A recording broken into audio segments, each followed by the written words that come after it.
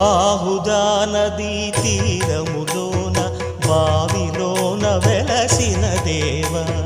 మహిలో జనులకు మహిమలు చాటి ఇహ పరముల నిడు మహానుభావ ఇష్టమైనది వదిలిన నీకడ ఇష్టకామ్యములు తీర్చే గణపతి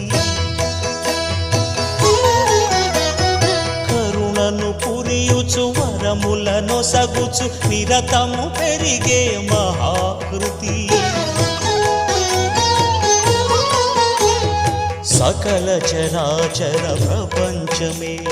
సన్నుతి చేసే విఘ్నపతి నీ గుడిలో చేసే సత్య ప్రమాణం ధర్మదేవతకు నిలుపును ప్రాణం విజయ కారణం